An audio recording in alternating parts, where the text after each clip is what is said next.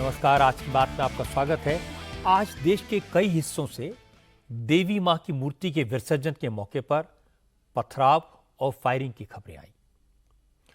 मूर्ति विसर्जन की यात्रा के दौरान उत्तर प्रदेश, पश्चिम बंगाल, झारखंड से लेकर कर्नाटक और तेलंगाना तक देवी मां की मूर्तियों को टारगेट किया गया। प्रोसेशन निकालने वालों पर हमले किए गए और इसके बाद कई जगह दंगे जैसे हालात बन गए। सबसे दर्दनाक घटना हुई यूपी के बहराइच में। यहां मूर्ति विसर्जन के प्रोसेशन पर फायरिंग हुई। 22 साल के एक नौजवान की मौत हो गई और इसके बाद तो हालात बेकाबू हो गए। नाराज भीड़ ने हर तरफ आग लगा दी। लड़के की डेड बॉडी को रखकर प्रोटेस्ट किया। बहराइच के अलावा उत्तर प्रदेश के महाराजगंज और कौशाम्बी में भी इसी तरह की घटनाएं देखने को मिली। पश्चिम बंगाल के हावड़ा में मूर्ति विसर्जन के दौरान लोगों पर हमला हुआ। झारखंड के गढ़वा में भी पत्थरबाजी की गई। कर्नाटक के बेलगावी में भी देवी के भक्तों पर हमला हुआ। तेलंगाना के सिकंदराबाद में देवी की मूर्ति को तोड़ा गया। मूर्ति विसर्जन के दौरान कई राज्यों से इसी तरह की कम्युनल टेंशन की कई खबरें आई, लेकिन सबसे ज्यादा चर्चा हुई बहराइच में हुए दंगे की। फिलहाल बहराइच में हालात काबू में हैं। रामगोपाल मिश्रा नाम के जिस लड़के की गोली लगने से मौत हुई थी, उसका अंतिम संस्कार हो गया है, लेकिन एहतियातन पूरे इलाके में भारी संख्या में पुलिस फोर्स तैनात है। पूरे इलाके में इंटरनेट को बंद कर दिया गया है। बड़े बड़े पुलिस अफसर बहराइच में डेरा डाले हुए हैं। मुख्यमंत्री योगी आदित्यनाथ ने कहा कि सभी की सुरक्षा की गारंटी है, लेकिन हिंसा में शामिल किसी शख्स को बख्शा नहीं जाएगा। जिन पुलिस अफसरों की लापरवाही से घटना हुई है, उनके खिलाफ भी एक्शन होगा। लेकिन बड़ा सवाल यह कि एक साथ इतने राज्यों में इस तरह की घटनाएं सिर्फ संयोग है या फिर सोची साजी साजिश का नतीजा है। आप इन घटनाओं की डिटेल सुनेंगे तो आपको समझ में आ जाएगा ये सब अचानक नहीं हुआ। शुरुआत करते हैं बहराइच के बवाल से। बहराइच में इस वक्त तनाव है, लेकिन सिचुएशन कंट्रोल में है। दोपहर के बाद किसी तरह की हिंसा की खबर तो नहीं आई है, लेकिन बहराइच में कल शाम से लेकर दोपहर तक जो कुछ हुआ वो भयानक था, डराने वाला है। हिंसा की शुरुआत कल रात मूर्ति विसर्जन के जुलूस पर हमले के बाद शुरू हुई। मूर्ति विसर्जन का प्रोसेशन मुस्लिम बस्ती से गुजरा तो उस पर पथराव हुआ। फिर फायरिंग हुई और फायरिंग में राम गोपाल मिश्रा नाम के 22 साल के एक लड़के को गोली लगी, उसकी मौत हो गई। इसके बाद लोग भड़क गए। लोगों ने डेड बॉडी को सड़क पर रखा, रोड जाम कर दिया, लेकिन उस वक्त प्रशासन ने समझा बुझाकर किसी तरह मामला शांत किया। लेकिन आज सुबह राम गोपाल मिश्रा की डेड बॉडी को अंतिम संस्कार के लिए ले जाया जा रहा था। जब शव यात्रा महाराजगंज कस्बे के उस इलाके से गुजरी जहां कल जुलूस पर हमला हुआ था, तो भीड़ में शामिल कुछ लोगों ने इलाके की दुकानों पर हमला कर दिया। इसके बाद हालात बिगड़ गए। सड़क किनारे बने मकान, दुकान, शोरूम और हॉस्पिटल भीड़ के सामने जो पड़ा उसे आग के हवाले कर दिया गया। हालांकि रामगोपाल मिश्रा की हत्या का आरोप मुस्लिम समाज के लोगों पर है। पुलिस ने इस मामले में 6 नामजद और 4 अज्ञात लोगों के खिलाफ एफआईआर भी दर्ज कर ली है, लेकिन इलाके के लोग सिर्फ कागजी कार्रवाई और एक्शन के आश्वासन से संतुष्ट नहीं हैं। लोगों में नाराजगी जबरदस्त है और यही चीज बहराइच की सड़कों पर दिखाई दी। भीड़ ने बाइक के एक शोरूम में घुसकर वहां आग लगा दी। जिस वक्त यह घटना हुई उस वक्त बाजार खुल रहा था। शोरूम में कुछ गिने चुने कर्मचारी ही पहुंचे थे और उसी वक्त सैकड़ों लोगों की भीड़ अंदर घुसी और सारी बाइक्स को आग के हवाले कर दिया। एक ई रिक्शा एजेंसी भी भीड़ के गुस्से में जल गई। बाइक शोरूम के बगल में ही लखनऊ सेवा नाम का प्राइवेट हॉस्पिटल है, उसे भी आग के हवाले कर दिया गया। नाराज भीड़ ने हॉस्पिटल के reception, operation theatre, patient ward सबको फूंक दिया। बहराइच में दोपहर 12 बजे तक सिचुएशन कंट्रोल में आ गई थी। क्योंकि लखनऊ से बहराइच नजदीक ही है, इसलिए पुलिस के बड़े अधिकारी तुरंत मौके पर पहुंचे। यूपी के ADG law and order Amitabh Yash भी हिंसा प्रभावित इलाकों में रिवॉल्वर लहराते हुए और सिचुएशन को कंट्रोल करते हुए दिखाई दिए। रैपिड एक्शन फोर्स और पीएसी समेत एसटीएफ की 3 टीमें बहराइच में तैनात की गई हैं। हालात काबू में आने के बाद दोपहर करीब 2:30 बजे रामगोपाल मिश्रा का अंतिम संस्कार भी कर दिया गया। हालांकि सुबह रामगोपाल मिश्रा के घर और गांव वाले इस बात पर अड़े हुए थे कि जब तक आरोपियों के घरों पर बुलडोजर नहीं चलाया जाता तब तक वो अंतिम संस्कार नहीं करेंगे। लेकिन बाद में बीजेपी के स्थानीय विधायक सुरेश्वर सिंह ने लोगों को समझाया, तब जाकर वो अंतिम संस्कार करने को राजी हुए।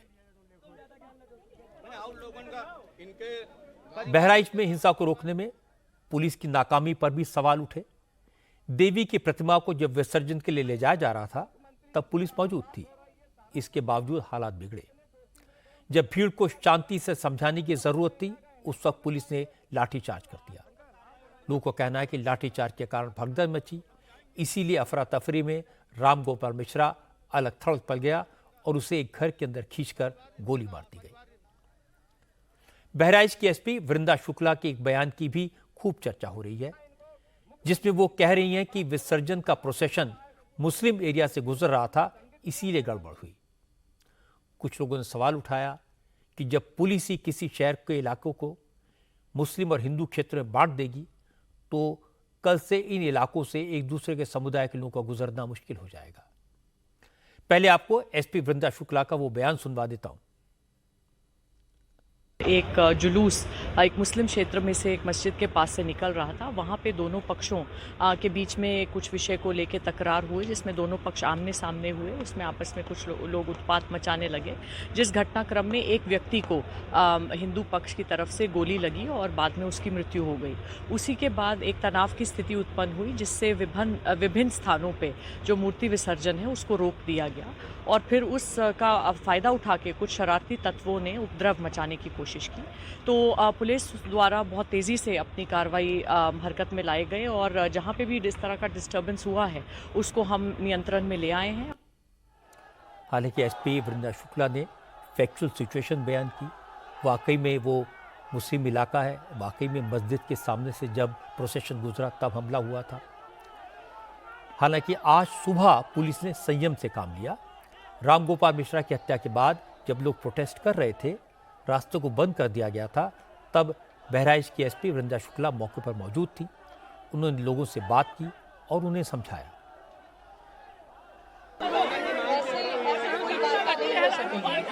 आप सभी से अनुरोध है, जो भी 3-4 प्रतिनिधि हैं पूरे ग्रुप के, कृपया शांतिपूर्वक बताइए, ऐसे नहीं हो पाएगा। ऐसे हम लोग खड़े रहेंगे, आप भी खड़े रहेंगे, हम भी खड़े रहेंगे। सरकार को ही काम करना है, हमें ही करना है। प्लीज कृपया 2-3 वरिष्ठ प्रतिनिधि आगे आ जाए, शांति रखिए। इस तरह से करने से नहीं होगा। हम सारा दिन यही संभालते रहेंगे, क्या कार्रवाई होगी? चुप रहिए, प्लीज चुप रहिए। देखिए, यहाँ पे आपको ये सोचना है कि मीडियाबाजी करने आए या अपनी मांग रखने आए। मांग रखने आए तो कृपया शांति से रखिए, मांग ऐसे नहीं रखा जाता। 3 वरिष्ठ प्रतिनिधि आगे आइए, शांतिपूर्वक अपनी बात बताइए। सारा एक लिस्ट बना लीजिए कि क्या क्या चाहते हैं। ये कोई तरीका नहीं है कि हर व्यक्ति अलग बात बोल रहा है, ऐसे कोई संभव नहीं है। हालात मुश्किल थे, तनाव ज्यादा था, तो भी पुलिस ने आज जो काम किया वो काबिले तारीफ है। अगर कल भी इतनी ही मुस्तैदी दिखाई होती तो शायद हालात इतने न बिगड़ते।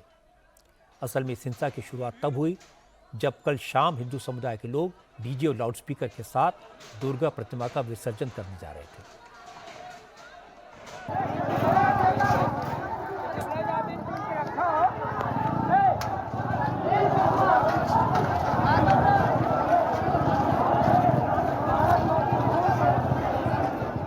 विसर्जन का ये जुलूस बहराइच के महाराजगंज इलाके से गुजरा, जो मुस्लिम डोमिनेटेड एरिया है। जुलूस के साथ चल रही डीजे वाली गाड़ी अब्दुल हमीद के घर से थोड़ा आगे जाकर रुकी। इससे जाम जैसी स्थिति पैदा हो गई और लोग वहीं पर भजन के साथ डांस करने लगे। इस पर अब्दुल हमीद का बेटा सरफराज उर्फ रिंकू बाहर आया और उसने डीजे बंद कर दिया। लेकिन जब जुलूस में मौजूद लोगों ने उसकी बात नहीं सुनी तो सरफराज ने जबरदस्ती डीजे बंद कराने की कोशिश की। उसने साउंड बॉक्स से अटैच भजन की पेन ड्राइव निकाल ली। इस पर झगड़ा शुरू हो गया। और कुछ ही देर में आसपास के घरों से पत्थरबाजी होने लगी। क्योंकि देवी की मूर्ति पर भी पत्थर बरसाए गए, इससे जुलूस में शामिल भक्त भड़क गए। इसी दौरान मुस्लिम समुदाय की तरफ से गोली चलाई गई, जिसमें कई गोलियां रामगोपाल को लगी। बहराइच में हिंसा को लेकर पुलिस ने एफआईआर दर्ज की है। उसमें पहला नाम अब्दुल हमीद का है, दूसरे नंबर पर रिंकू सरफराज, तीसरे नंबर पर फहीम है। सरफराज और फहीम अब्दुल हमीद के ही बेटे हैं। चौथा आरोपी राजा उर्फ साहिर है। ये सभी हरदी गांव के रहने वाले हैं, लेकिन पांचवें और छठे नंबर पर ननकऊ और मारूफ अली के नाम हैं। उसी रेहुआ मंसूर गांव के रहने वाले ये दोनों हैं, जिसमें रामगोपाल मिश्रा का घर है। इसलिए ये शक भी जताया जा रहा है कि इन दोनों की रामगोपाल मिश्रा से कोई पुरानी रंजिश थी। सवाल है, क्या इसी रंजिश का बदला मूर्ति विसर्जन के जुलूस के वक्त लिया गया? एफआईआर में नामजद एक आरोपी राजा और साहिर खान को गिरफ्तार कर लिया गया है। क्योंकि रामगोपाल मिश्रा की हत्या को लेकर जो एफआईआर हुई है, उसमें सभी आरोपी मुसलमान हैं, हिंसा भी मुस्लिम इलाके में हुई है, तो आज लोगों का गुस्सा मुस्लिम समाज के ऊपर फूटा। भीड़ ने उनके घरों में आगजनी की। हालात इतने खराब थे कि पुलिस भी बहुत कुछ नहीं कर पाई। भीड़ का गुस्सा देखकर इलाके के लोग घर बार छोड़कर भाग गए और इसके बाद आसपास के जिलों से फोर्स मंगाई गई। डीएम, एसपी समेत जिले के तमाम बड़े अफसर खुद मैदान में उतरे। भीड़ को काबू किया गया। हमारे संवाददाता विशाल प्रताप सिंह मौके पर मौजूद थे। विशाल ने बताया कि आज जिन लोगों के घर जले वो गरीब तबके के हैं। उनके घर का सारा सामान जल गया। अब उनके पास खाने के लिए भी कुछ नहीं बचा।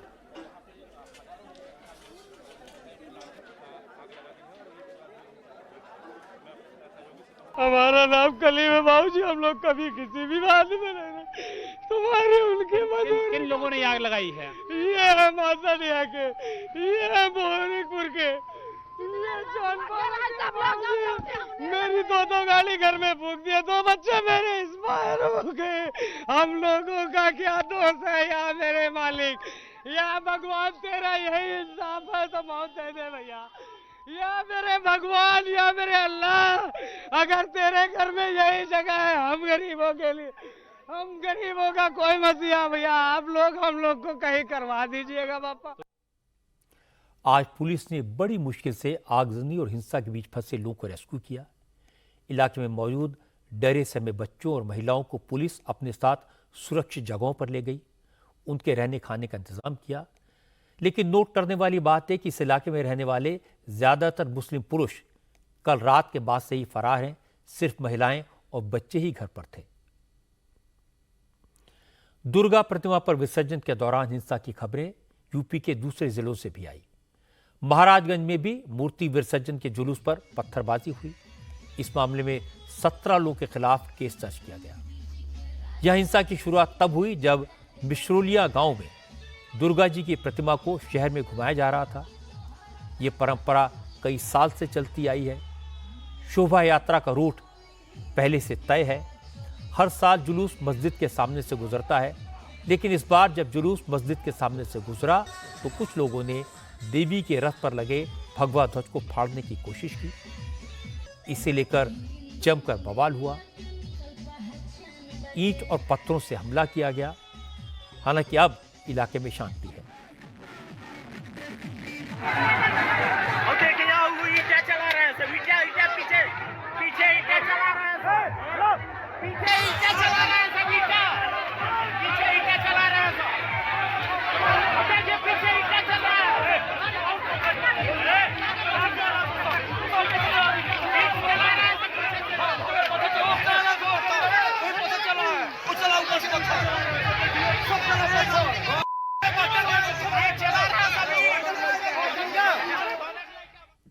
यूपी के एक और जिले कौशाम्बी में भी प्रतिमा विसर्जन के दौरान हिंसा हुई।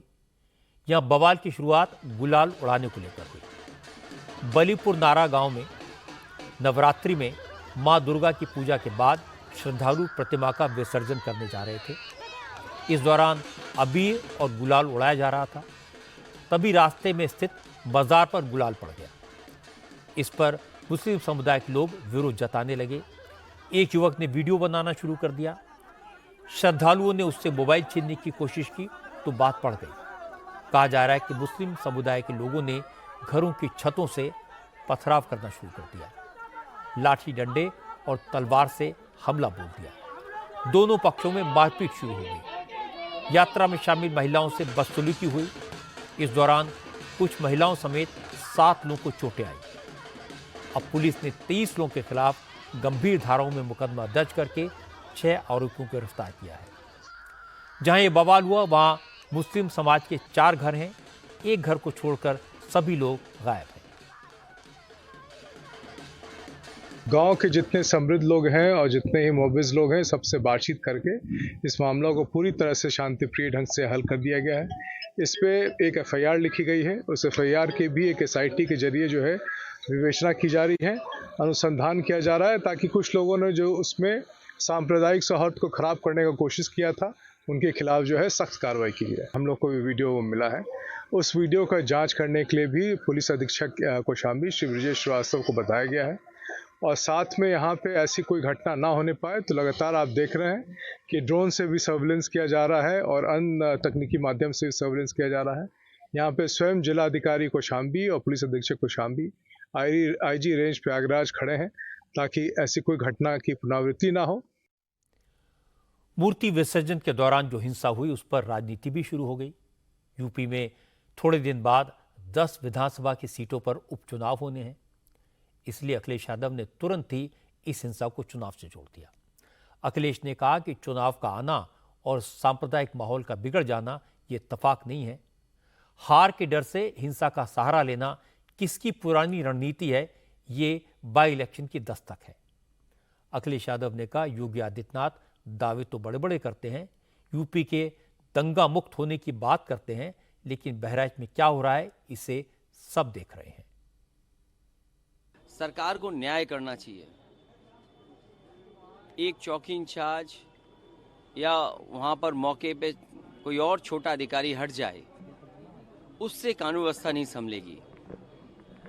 जिस समय ये प्रोसेशन निकलने का काम शुरू हुआ, कम से कम प्रशासन को इस बात का ध्यान रखना चाहिए था कि जो प्रोसेशन निकल रहा है उसका रूट क्या है, रूट पे पूरी सुरक्षा है कि नहीं है, पर्याप्त पुलिस है कि नहीं है, और उसके साथ साथ उन लाउड स्पीकर्स पे क्या बजाया जा रहा है। अगर ये बात मैं कहूँ तो हो सकता है सरकार कुछ और बात कहे, लेकिन कम से कम प्रशासन को ये ध्यान रखना चाहिए था कि आखिरकार क्या बजा रहे हैं, क्या किसी को अपमानित कर रहे हैं। तो ये पूरी जिम्मेदारी शासन की थी, सरकार की थी। शासन की चूक की वजह से इतनी बड़ी घटना हुई। इसके बाद यूपी कांग्रेस के अध्यक्ष अजय राय ने भी दूसरे शब्दों में करीब करीब यही बात कही। अजय राय ने कहा बहराइच के अलावा दूसरे कई शहरों में हिंसा हुई है और हर जगह प्रशासन की नाकामी सामने आई है। देखिए, पूरे प्रदेश में मैं पहले से कह रहा हूँ जंगल राज कायम है। वहाँ पर गोली चली। बनारस में 481 साल पुराने भरत मिलाप में राम भक्तों पर इस सरकार ने लाठी चलवाई है। सर, मुख्यमंत्री योगी आदित्यनाथ कह रहे हैं दोषियों को बख्शा नहीं जाएगा, चाहे वो अधिकारी हो चाहे अपराधी। अरे बोलने से नहीं होगा ना, वो जाके खाली अपना काम कर रहे हैं। मैं समझता हूँ कि उनके बस का नहीं रह गया है, उनको इस्तीफा देके मठ चले जाना चाहिए। कभी अल्पसंख्यकों को मारा जा रहा है, कभी अगड़ों को मारा जा रहा है। सभी लोगों को ये सरकार केवल और केवल गुंडई से और अपने सत्ता के बल पर सरकार चलाना चाहती है। अजय राय ने बिल्कुल कैजुअल तरीके से गंभीर आरोप लगाए। विरोधी दलों के इसी तरह के कई बयान आए। सरकार की तरफ से बीजेपी के अध्यक्ष Bhupendra Chaudhary, deputy chief minister Keshav Prasad Maurya, Brajesh Pathak, cabinet minister Sanjay Nishad सबने जवाब दिए। सबने कहा हिंसा के लिए जो भी जिम्मेदार है उसे बख्शा नहीं जाएगा। अगर पुलिस अफसरों की लापरवाही सामने आएगी तो उनके खिलाफ भी सख्त एक्शन होगा। इस दौरान बहराइच में 2 पुलिस अफसरों को ड्यूटी में लापरवाही के इल्जाम में सस्पेंड भी कर दिया गया है। लेकिन बीजेपी के नेता सुधांशु त्रिवेदी ने इशारों में अखिलेश यादव पर जोरदार हमला किया। सुधांशु त्रिवेदी ने कहा कि लोकसभा चुनाव के नतीजे आने के बाद जो लोग ताकत बढ़ने का दावा कर रहे हैं उन्हें बताना चाहिए क्या ताकत बढ़ने की वजह से ही इस तरह की घटनाएं हो रही हैं। इस पे उत्तर प्रदेश के मुख्यमंत्री जी ने बहुत कड़ाई के साथ कहा है कि जिन लोगों ने भी माहौल बिगाड़ने की कोशिश की उन्हें बख्शा नहीं जाएगा। मगर एक बात और गंभीरता से सोचिए कि ये किसकी ताकत बढ़ गई है जो पिछले कुछ समय से इस ढंग की घटनाएं देश में बढ़ गई हैं। ये मैं देश के विचार के लिए सोचता हूं। जो लोग कहते थे ना कि पिछले कुछ महीने से कुछ ताकत बढ़ गई, कुछ शक्तियों की, ये कौन सी शक्तियां थीं जिनकी ताकत बढ़ी है? ये कौन सी शक्तियां हैं जो भारत को कमजोर करना चाहती हैं? आर्थिक आधार पर भी, सामाजिक आधार पर भी, सांस्कृतिक आधार पर भी। ये सब कहीं ना कहीं उन्हीं शक्तियों के टूल बने हुए हैं जो ये घटनाएं हैं। और फिर मैं दर्शकों से कह रहा हूं, मैं सारे देश से यह विचार करने के लिए कह रहा हूं कि पिछले 4 महीने में ऐसी घटनाएं क्यों रही हैं।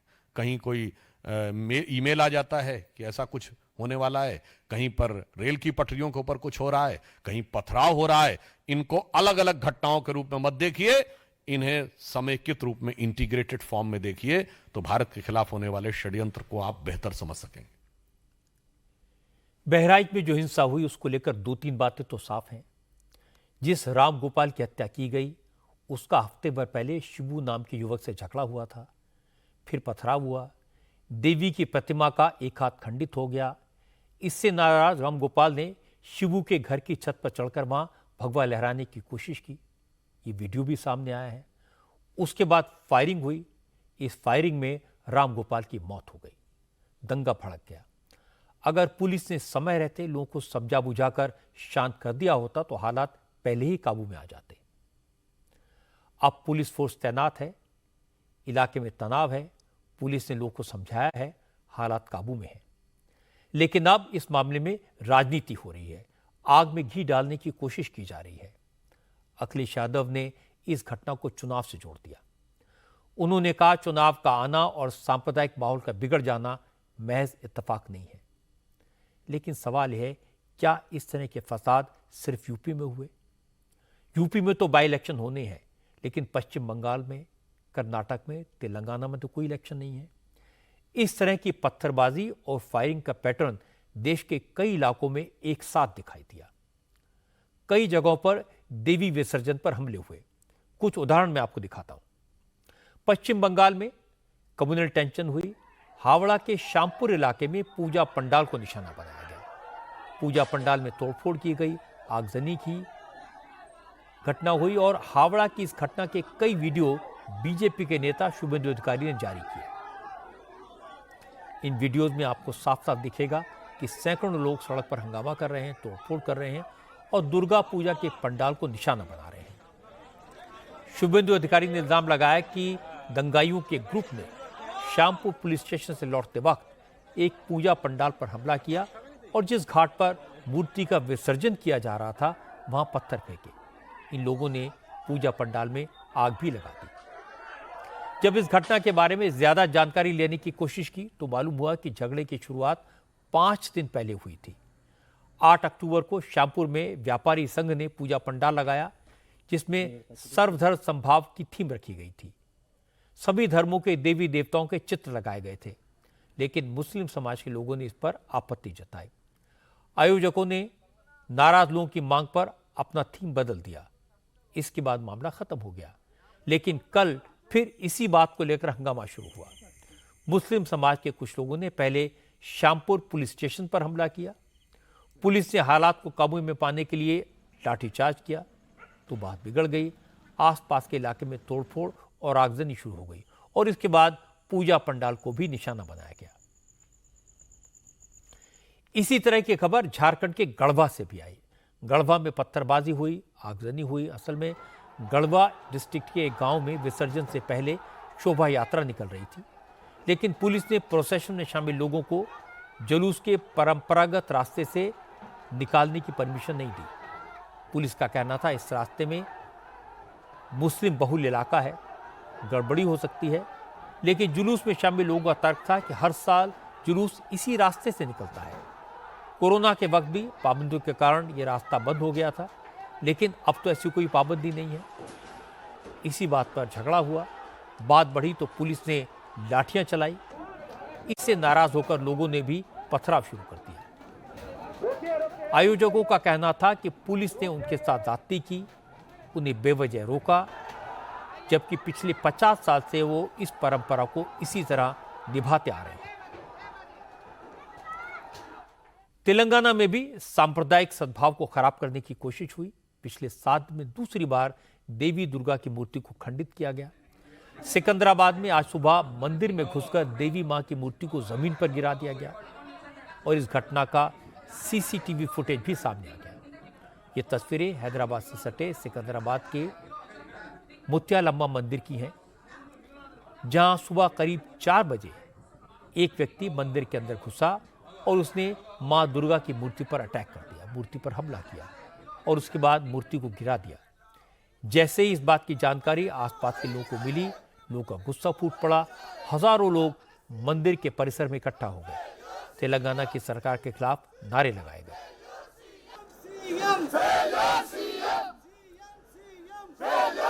प्रदर्शन करने वालों में महिलाएं भी थी, जो सड़क पर बैठ गईं और नारेबाजी करने लगी।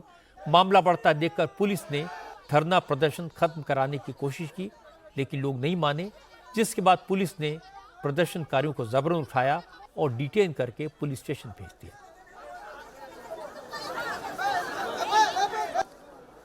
इस मामले में तूल पकड़ा तो सिकंदराबाद पुलिस ने सबसे पहले बीजेपी के नेता टी राजा सिंह को हाउस अरेस्ट कर लिया। बीजेपी के कुछ और नेताओं को मौके पर न जाने की हिदायत दी गई, लेकिन बात फैल चुकी थी। बीजेपी के कई नेता मौके पर पहुंच गए। केंद्रीय मंत्री जी किशन रेड्डी, सिकंदराबाद कैंट से बीजेपी के एमएलए श्री गणेश नारायण, हैदराबाद से असदुद्दीन ओवैसी के खिलाफ लोकसभा चुनाव लड़ने वाली माधवी लता, इनके समेत बीजेपी के कई बड़े नेताओं ने मंदिर में पहुंचकर घटना का विरोध किया। जी किशन रेड्डी ने कहा, तेलंगाना में कांग्रेस की सरकार एआईएमआईएम के हाथ का खिलौना बन चुकी है और इसीलिए ऐसी घटनाएं लगातार हो रही हैं, लेकिन हिंदू अब इसे बर्दाश्त नहीं करेंगे। हैदराबाद में आज जो मुत्यालम्मा मंदिर है, लगातार 10-15 साल से गणेश चौथी से लेके हर दिन इधर अच्छा कार्यक्रम हो रहे, शांति से हो रहे। इधर कोई मुस्लिम समाज भी नहीं है, पूरे हिंदू समाज रहते हैं। कभी ऐसा इंसिडेंट कभी देखे नहीं, कोई कम्युनल क्लैशेस नहीं है इस एरिया में। मगर जानबूझकर इस शांति एरिया को डिस्टर्ब करने के लिए ये लोग प्रयास कर रहे। मैं दुर्भाग्य हैदराबाद में लगातार जो भी पार्टी सत्ता में रहते हैं, मजलिस पार्टी से मिलके ऐसे फोर्सेस को सपोर्ट करते हैं। मजलिस पार्टी के हाथ में खिलौना बनकर ये सरकार काम करते हैं। मजलिस पार्टी के इशारे पर पुलिसों का काम करते हैं हैदराबाद शहर में। इसके लिए बहुत प्रॉब्लम है। हमारा मंदिरों को, हिंदू समाज को रक्षा के लिए हैदराबाद के जनता हो, तेलंगाना का जनता हो, देश के हिंदू हो, पूरा तैयार है। टी राजा सिंह तो हाउस अरेस्ट थे, लेकिन उन्होंने भी एक वीडियो स्टेटमेंट जारी किया। टी राजा सिंह ने कहा, कांग्रेस और ओवैसी की मिली भगत है, दोनों को मुस्लिम वोटों की फिक्र है, इसलिए देवी की मूर्ति तोड़ने वालों को मानसिक रोगी बताकर छोड़ दिया जाता है। मुत्यालम्मा एक बहुत ही अच्छा सा एक माताजी का मंदिर है। कल रात कुछ असामाजिक तत्वों ने उस मंदिर पर हमला किया। वीडियो में क्लियर है, एक व्यक्ति अंदर जा रहा है, हमारी माताजी की प्रतिमा पर लात मार रहा है, हमारी माताजी की प्रतिमा को गिराकर खंडित कर रहा है। क्लियर है सीसीटीवी कैमरे में, तो पुलिस झूठ नहीं बोल सकती है। इसलिए जो फैक्ट है वो सामने आना चाहिए। और 2 लोग थे इसके सहयोग में, और कितने लोग थे इसके सहयोग में, सभी लोगों को अरेस्ट करना है। यहां मैं डिमांड पुलिस कमिश्नर से करता हूं। बीजेपी के नेताओं ने तेलंगाना में कांग्रेस की सरकार पर सवाल उठाए। तेलंगाना सरकार से तो इस पर कोई रिएक्शन नहीं मिला, लेकिन कांग्रेस के लीडर वी हनुमंत राव ने कहा, पुलिस को आरोपी पर सख्त कार्रवाई करनी चाहिए ताकि आगे से ऐसी घटनाएं न हो। 4 दिन पहले नामपल्ली पे भी ऐसी डिस्ट्रॉय करे अम्मावार को। इस पे मैं यही बोलना चाह रहा हूँ, पुलिस 7 डेज जब भी मूर्ति लगाते, मूर्ति लगा के वो लेके जाके टैंक बंड में मिलाए तक मूर्तियों को, अम्मावार को प्रोटेक्शन देना चाहिए। और कौन कल्प्रिट है उसको सीरियस एक्शन लेंगे तो नेक्स्ट ईयर कोई भी ऐसे काम नहीं करते। कर्नाटक के बेलगावी में मूर्ति विसर्जन के जुलूस पर हमला हुआ। बेलगावी के सोलापुरा गांव में मां दुर्गा की मूर्ति का विसर्जन हो रहा था। शोभा यात्रा निकाली गई थी। जुलूस में भजन गाए जा रहे थे। जैसे ही ये शोभा यात्रा एक दरगाह के सामने से गुजरी, वहां मौजूद लोगों ने लाउडस्पीकर बंद करने को कहा। जुलूस में शामिल लोगों ने इसका विरोध किया तो उन पर हमला हो गया। लोगों को दौड़ा दौड़ा कर पीटा गया। हालांकि कुछ ही देर में पुलिस फोर्स मौके पर पहुंच गई। पुलिस ने लाठीचार्ज करके भीड़ को तितर-बितर कर दिया। फिलहाल इस इलाके में शांति है। मूर्ति विसर्जन पर इतनी सारी जगहों पर हमले, पथराव, फायरिंग एक खतरे की घंटी है, चेतावनी है, एक बड़ी साजिश का संकेत है। हालांकि इसे लेकर दोनों तरफ के अपने अपने तर्क हैं। पिछले हफ्ते केंद्रीय मंत्री गिरिराज सिंह जब आपकी अदालत में आए थे तो उन्होंने कहा था देश में आजादी के बाद से अब तक एक भी ऐसा इंसिडेंट नहीं हुआ जब किसी ने ताजिए के प्रोसेशन पर पत्थर फेंके हों, पर अब जगह जगह हिंदुओं की धार्मिक यात्राओं पर हमले होते हैं। उन्होंने ये भी कहा था कि जहां जहां मुसलमानों की संख्या ज्यादा होती है उन इलाकों में ऐसी घटनाएं होती हैं। मुस्लिम पक्ष का कहना है कि आरएसएस और बीजेपी के लोग जानबूझकर मुसलमानों को टारगेट करते हैं। वो मॉब लिंचिंग की घटनाओं का जिक्र करते हैं। दोनों तरफ से कहा जा रहा है कि अब हम बर्दाश्त नहीं करेंगे, टिट फॉर टैट होगा, ईंट का जवाब पत्थर से देंगे। मुझे लगता है ये जवाब देने की धमकी चाहे इधर से हो या उधर से, ये ठीक नहीं है। इससे बात बिगड़ेगी। न मूर्ति विसर्जन की यात्रा पर पत्थर फेंकना सही है, ना ही मस्जिद के सामने डीजे बजाना सही है। ऐसी बातों से किसी का भला नहीं होता। आरएसएस प्रमुख मोहन भागवत ने दशहरे के दिन हिंदू समाज को जो संदेश दिया था उस पर सबको विचार करना चाहिए। मोहन भागवत ने दो बातें कही थी। उन्होंने हिंदू समाज से कहा कि दुर्बल रहना अपराध है।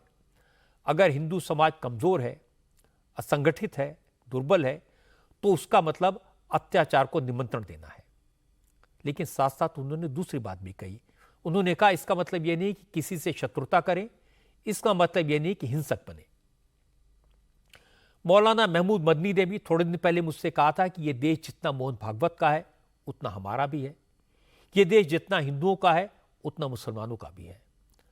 और उन्होंने ये बात भी कही थी कि टकराव के बजाय मिलकर रहने के रास्ते खोजने चाहिए और यही एकमात्र रास्ता है। अब बात करते हैं एनसीपी के नेता बाबा सिद्दीकी के सनसनीखेज मर्डर केस की। आज पुलिस ने कोर्ट में खुलासा किया कि बाबा सिद्दीकी की हत्या के तार लॉरेंस बिश्नोई गैंग से जुड़ने के सबूत मिले हैं। पुलिस का दावा है कि शूटर्स को बाबा सिद्दीकी के साथ साथ उनके बेटे जीशान सिद्दीकी को भी मारने का ऑर्डर दिया गया था। पुलिस ने इस केस में अब तक कुल 6 अपराधियों को आइडेंटिफाई किया है, जिनमें से 3 पुलिस की गिरफ्त में आ चुके हैं। 2 शार्प शूटर गुरमेल सिंह और धर्मराज कश्यप को तो पुलिस ने मर्डर के कुछ ही घंटों में पकड़ लिया था। आज तीसरे आरोपी प्रवीण लोनकर की गिरफ्तारी पुणे से हुई। आज यह भी साबित हो गया कि धर्मराज कश्यप नाबालिग नहीं है, इसलिए कोर्ट ने प्रवीण लोनकर और धर्मराज कश्यप को 21 अक्टूबर तक के लिए पुलिस रिमांड पर भेज दिया।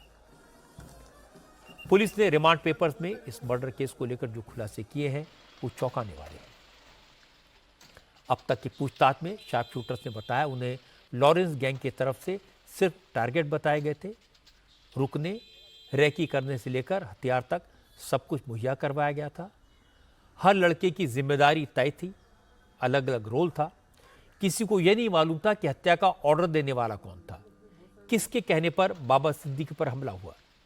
इन शार्प शूटर्स ने बताया कि उन्हें बाबा सिद्दीकी और उनके बेटे जीशान को खत्म करने का टारगेट दिया गया था।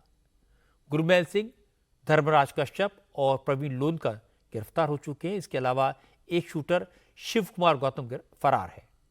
शिव कुमार गौतम ने ही बाबा सिद्दीकी पर निशाना लगाकर फायरिंग की थी। 5वां आरोपी जीशान अख्तर है, वो भी फरार है। जीशान शूटर्स के साथ कोऑर्डिनेशन का काम कर रहा था। 6ठा आरोपी शुभम लोनकर भी फिलहाल फरार है। शुभम लोनकर और सुबू लोनकर प्रवीण सोनकर का भाई है। इन दोनों ने शूटर्स शिव कुमार और धर्मराज को हायर किया, मुंबई में उनके रहने का इंतजाम किया, हथियार सप्लाई किए।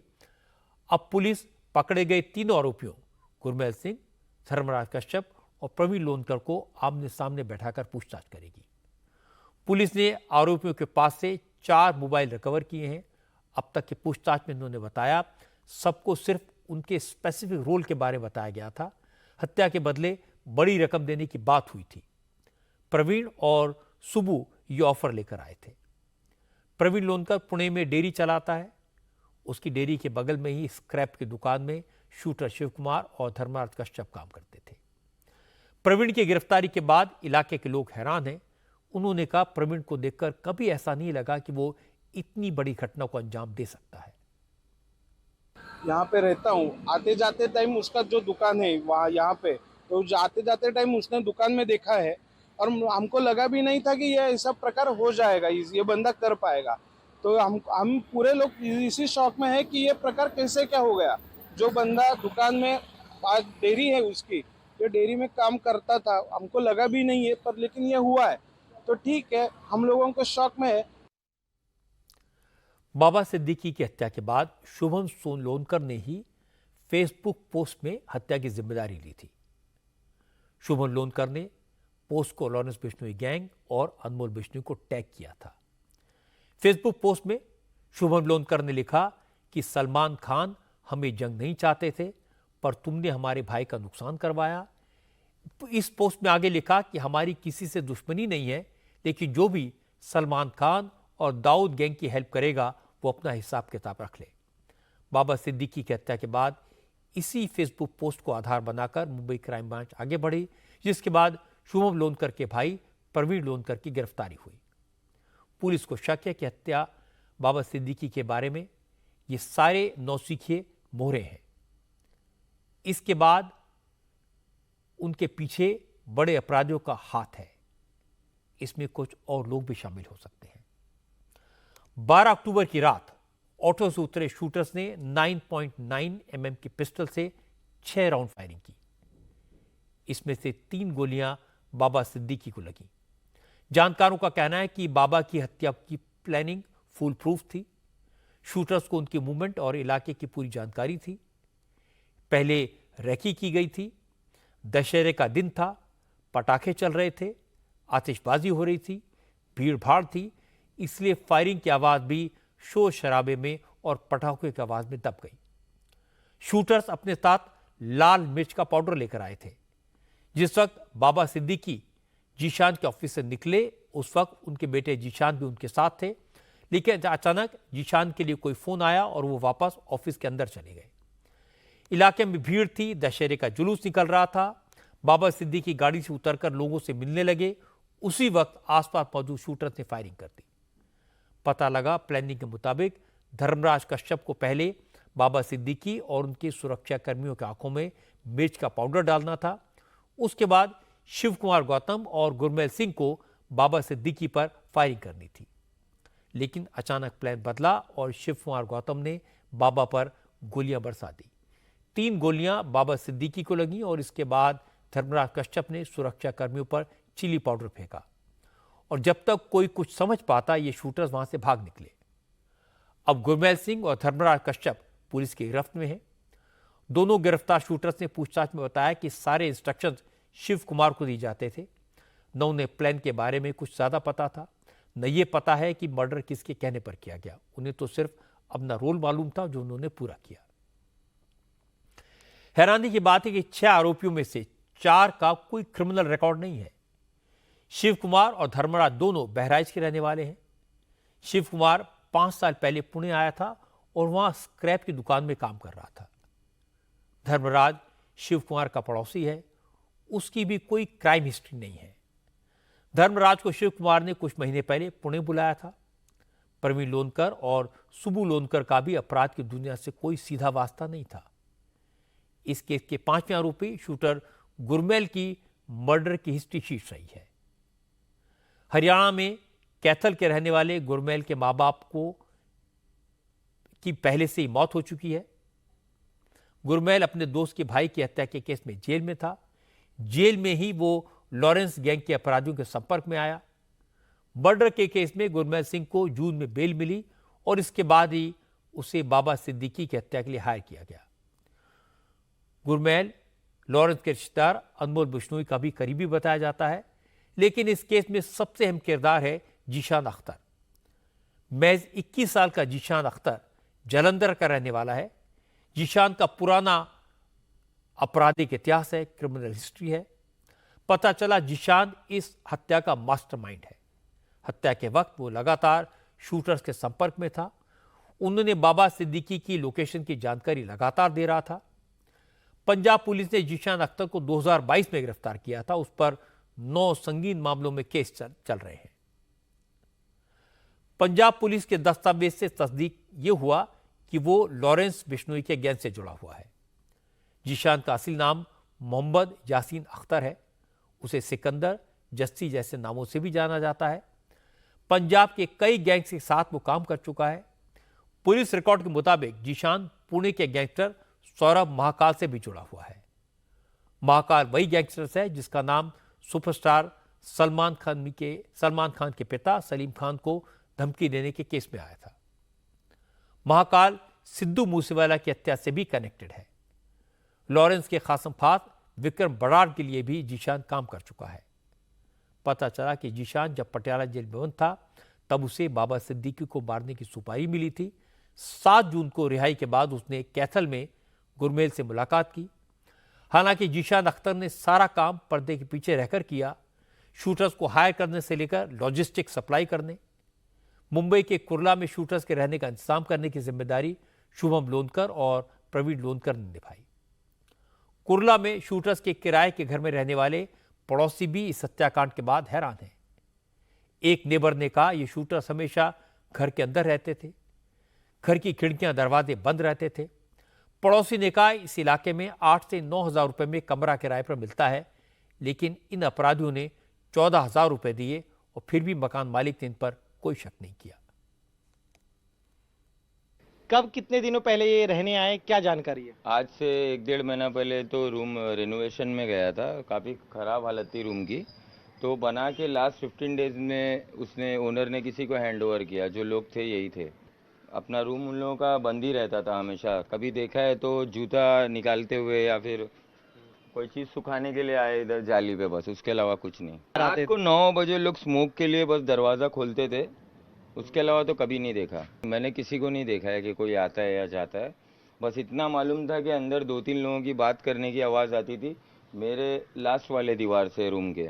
यहाँ के एक अंकल है, उनसे मिलता था। वो अपना डॉग घुमाने के लिए आते थे, तो उनसे इस तरह से बात करता था कि लगेगा ही नहीं कि अनपढ़ इंसान है। एकदम अच्छी फ्लुएंट इंग्लिश में बात करता था। कभी शक ही नहीं होगा, ऐसे थे वो लोग, एकदम सिंपल। कोई किसी से लेना देना नहीं, अपना रूम बंद, अंदर ही मोबाइल देखना, बात करना। एहसास होता है ना अपन यहाँ से गुजरते तो, वही बस। खिड़की भी नहीं खोलते थे। इतना ज़्यादा भाड़ा कोई नहीं देता है, सोचने वाली बात है। 14 नहीं होता इतने रूम का भाड़ा, 8, 10, 7, 9 इसके बीच में ही रहता है। जब इस तरह से रहते थे कि किसी को शक ही नहीं होगा। खामोशी दिन में, जैसा कि यहाँ के माहौल को चाहिए। शाम में निकलना, जब माहौल में थोड़ा शोर रहता उस वक्त निकल के शायद सिगरेट पीना, बस और कुछ नहीं। बाबा सिद्दीकी की हत्या महाराष्ट्र की राजनीति में बड़ा मुद्दा बन गई है।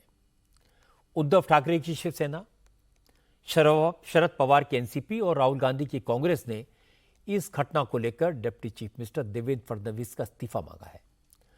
महाविकास आघाड़ी के नेताओं ने इस केस में गुजरात कनेक्शन भी खोज लिया। संजय राउत ने कहा कि गैंगस्टर लॉरेंस बिश्नोई गुजरात की जेल में बंद है। उसके इशारे पर बड़े बड़े लोगों का मर्डर हो रहा है, इसलिए इस केस में महाराष्ट्र सरकार के साथ गुजरात और केंद्र सरकार की नाकामी भी सामने आई है। संजय राउत ने कहा कि महाराष्ट्र की सरकार पुलिस कस्टडी में बदलापुर रेप के आरोपी का एनकाउंटर करती है। अगर शिंदे सरकार में हिम्मत है तो बाबा सिद्दीकी के हत्यारों का एनकाउंटर करके दिखाए। ये डुप्लीकेट सिंघम लोग अक्षय सिंधु को गोली मारने के बाद अपने आप को सिंघम घोषित कर दिया। अब सिंघमगिरी आप भी दिखाइए ना। वो लड़के को गोली मारा ना, उसके हाथ में हथकड़ी थी, चेहरे पे बुरखा था और गोली मार दी। ये उनकी मर्दानगी है। अगर मर्दानगी दिखानी है तो आप बाबा सिद्दीकी के ऊपर जिसने गोली चलाई, उनके जो सूत्रधार है उनके ऊपर इनकाउंटर कर दीजिए। अगर आपकी हिम्मत है, आप सचमुच मर्द है महाराष्ट्र के, तो दिखाइए हिम्मत। एक गैंगस्टर गुजरात के साबरमती जेल में है, गुजरात एटीएस के कब्जे में है, और वो व्यक्ति मुंबई में जो हत्या हो गई एक महत्वपूर्ण नेता की, बाबा सिद्दीकी जी की, उसकी हत्या की जिम्मेदारी लेता है। ये तो इतनी गंभीर बात है कि राज्य के गृह मंत्री नहीं तो देश के गृह मंत्री जो गुजरात से है उनके लिए भी चैलेंज है ये। अजीत पवार ने अमित शाह का इस्तीफा मांगना चाहिए, इसलिए कि ये जो बाबा सिद्दीकी है उनके पार्टी के नेता थे। हिम्मत है अजीत पवार जी में। देवेंद्र फडणवीस को तो छोड़ दीजिए, वो कुछ काम के नहीं रहे अभी। इस तरह के आरोपों का जवाब दिया महाराष्ट्र मुख्यमंत्री एकनाथ शिंदे ने। शिंदे ने कहा, मासूम बच्चों से बलात्कार करने वाले आरोपी के एनकाउंटर पर आंसू बहाने वाले लोग उनसे सवाल न करें। शिंदे ने कहा कि बाबा सिद्दीकी के हत्यारों को पकड़कर मुंबई पुलिस उन्हें फांसी के फंदे तक पहुंचाने का काम करेगी। हमारी सरकार में जब आरोपी पुलिस पर गोली चलाता है तो बोलते पुलिस ने क्यों गोली चलाई? क्या पुलिस ने गोली खानी है? पुलिस सामने वाला आरोपी अगर पुलिस पर फायरिंग करता है, ये बदलापुर में, तो ये दोगली डबल ढोलकी वाले लोग हैं, दोनों बाजू से बजाते हैं, उनको कोई नैतिकता नहीं है।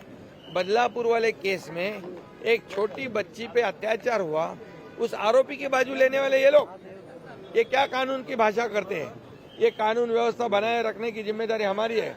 और बाबा सिद्दीकी जिसके ऊपर जिन्होंने हमला किया, हत्या हुई है, एक को भी हम नहीं छोड़ेंगे, सभी को फांसी लगाएंगे। एकनाथ शिंदे के बयान पर सुप्रिया सुले ने कहा, आरोपियों को सजाए मौत दिलवाने से क्या बाबा सिद्दीकी वापस आ जाएगा? सुप्रिया सुले ने कहा कि एक हफ्ते में अजीत पवार के एनसीपी के 2 नेताओं की हत्या हो गई और सरकार हाथ पर हाथ धरे बैठी है। सुले ने कहा, अगर बाबा सिद्दीकी को हत्या की धमकी मिली थी तो उनकी सिक्योरिटी क्यों नहीं बढ़ाई गई? मुख्यमंत्री को जिम्मेदारी लेकर इस्तीफा दे देना चाहिए।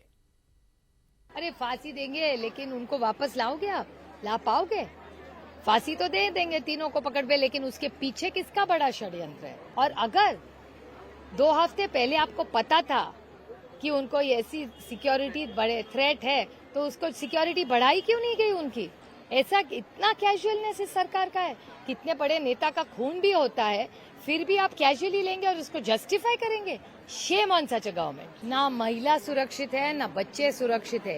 हिट एंड रन की केसेस बढ़ रही है, महिलाओं के खिलाफ बलात्कार बढ़ रहे हैं और नेताओं के तो खून हो रहे। इसीलिए ये सरकार बदलनी ही पड़ेगी, क्योंकि इनसे नहीं हो पा रहा है। अजीत पवार जी के गट के 2 नेताओं की हत्या हुई एक हफ्ते में, 2 नेताओं की। इसका जवाब देना पड़ेगा। और दूसरा कोई नहीं मांगे तो दोनों फैमिलीज के मैं लड़ूंगी, क्योंकि उस घर की महिलाओं के जो आंसू है वो मैंने देखे। जिस तरह से सरेआम बड़े आराम से बाबा सिद्दीकी पर गोलियां चलाई गई, उनकी हत्या की गई, वो चौंकाने वाला है, डराने वाला है। बाबा के पास वाई लेवल की सिक्योरिटी थी, लेकिन सिक्योरिटी वाले उसे बचा नहीं पाए, वो तो कहीं नजर भी नहीं आए। बाबा को जान से मारने की धमकी मिली थी, पुलिस को थ्रेट परसेप्शन की जानकारी थी, तो भी हत्यारे आकर पॉइंट ब्लैंक गोली मारकर चले गए। सबसे बड़ी बात है कि 20-22 साल के लड़कों को हायर किया गया। इनमें से ज्यादातर ऐसे हैं जिनका कोई क्रिमिनल बैकग्राउंड नहीं है और वो पहली बार हत्या करके हीरो बन रहे हैं, अपने काले कारनामों को सोशल मीडिया पर पोस्ट कर रहे हैं। ये एक पैटर्न है जो दिल्ली से लेकर मुंबई तक दिखाई दे रहा है। अगर ये काम जेल में बंद लॉरेंस बिश्नोई का है तो और भी चिंता की बात है। एक खतरनाक अपराधी जेल में बैठकर अपना गैंग कैसे चला सकता है? उसने 200 लड़कों को शूटिंग की ट्रेनिंग देकर हत्या करने के लिए तैयार कैसे कर लिया? और पुलिस वाले ही बताते हैं कि लॉरेंस बिश्नोई से ये काम करवाने के लिए, लॉरेंस बिश्नोई जब ये काम करवाता है तो वो 10-20 हज़ार रुपए में लड़कों से ये काम करवा लेता है। ऐसा कैसे हो सकता है? वो जिसको चाहे हायर करे, जिस पर चाहे गोली चलवा दे। हमारी सिक्योरिटी एजेंसीज क्या कर रही हैं? क्या इंटेलिजेंस फेल हो गई है? सवाल सिर्फ बाबा सिद्दीकी का या दिल्ली में जिम के बाहर मारे गए नादिर शाह का नहीं है। सवाल यह है कि दिल्ली और मुंबई जैसे शहरों में खुलेआम गैंग वॉर चल रही है। यूपी, हरियाणा और पंजाब से लड़कों को हायर करके हत्या कराने का कारोबार जारी है। किसी को तो इसका जवाब देना पड़ेगा, किसी को तो अपराध की सांधी पर रोक लगानी पड़ेगी। उत्तर प्रदेश में योगी आदित्यनाथ ने यह करके दिखाया है। उन्होंने अपराधियों के दिलों में खौफ पैदा किया है, माफिया को एलिमिनेट करने का एक मॉडल तैयार किया है। इस मॉडल को बाकी राज्यों में भी लागू करने की जरूरत है। जो भी सरकार ऐसा करेगी, जो भी पुलिस ऐसा करेगी, मुझे विश्वास है उसको पब्लिक का पूरा सपोर्ट मिलेगा। बांग्लादेश में कट्टरपंथी लगातार हिंदुओं पर हमले कर रहे हैं। ढाका में कट्टरपंथियों ने मां दुर्गा की मूर्तियों के विसर्जन के लिए जा रहे हिंदुओं पर हमला किया। श्रद्धालुओं के जुलूस पर छतों से पथराव किया गया। इस पथराव में 3 लोग गंभीर रूप से घायल हो गए। पता लगा कि श्रद्धालु देवी मां की मूर्ति को विसर्जन के लिए बूढ़ी गंगा नदी की तरफ ले जा रहे थे। जुलूस जब ओल्ड ढाका के नूर सुपरमार्केट में पहुंचा तो छतों पर घात लगाकर बैठे लोगों ने जुलूस पर पत्थर बरसाए। इस पत्थरबाजी में मां दुर्गा की मूर्ति खंडित हो गई। नाराज हिंदुओं ने कट्टरपंथियों को जवाब देने की कोशिश की, लेकिन बांग्लादेश की पुलिस ने हिंदुओं को पीटना शुरू कर दिया। थोड़ी देर बाद आर्मी मौके पर पहुंच गई और मूर्ति विसर्जन के जुलूस में शामिल लोगों को पकड़ लिया गया। बांग्लादेश के हिंदू इस बार कट्टरपंथियों को 5 लाख टका प्रोटेक्शन मनी देने के बाद ही पूजा पंडाल लगा पाए, और इसके बाद भी नवरात्र के दौरान पूजा पंडालों पर हमले हुए। ढाकेश्वरी में देवी का वो मुकुट कट्टरपंथी उठाकर ले गए जो प्रधानमंत्री नरेंद्र मोदी ने चढ़ाया था, और आज मूर्ति विसर्जन के दौरान हिंदुओं पर हमले हुए। मुझे लगता है कि अब अति हो गई है। भारत सरकार को हिंदुओं की सुरक्षा के मामले में बांग्लादेश की सरकार से बात करनी चाहिए और सख्त अल्फाज में अपनी नाराजगी जाहिर करनी चाहिए। इस वक्त की बड़ी खबर यह है कि भारत और कनाडा के बीच तनाव और बढ़ गया है, रिश्ते और खराब हो गए हैं।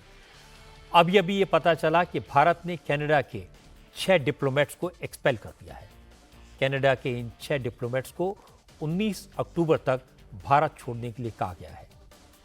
इससे पहले भारत ने कनाडा में मौजूद अपने उच्चायुक्त समेत सभी राजनयिकों को वापस बुलाने का फैसला किया था। कनाडा में जस्टिन ट्रूडो अपने वोट बैंक के चक्कर में लगातार भारत विरोधी बयान दे रहे हैं, भारत को प्रोवोक कर रहे हैं। इसीलिए आज भारत को यह सख्त कदम उठाना पड़ा। आगे बढ़ते हैं। हरियाणा में 17 अक्टूबर को नई सरकार का गठन हो जाएगा। शपथ ग्रहण समारोह पंचकुला के दशहरा ग्राउंड में होगा। क्योंकि बीजेपी की लगातार तीसरी बार सरकार बनेगी, जो एक रिकॉर्ड है, इसलिए शपथ ग्रहण समारोह बड़ा होगा।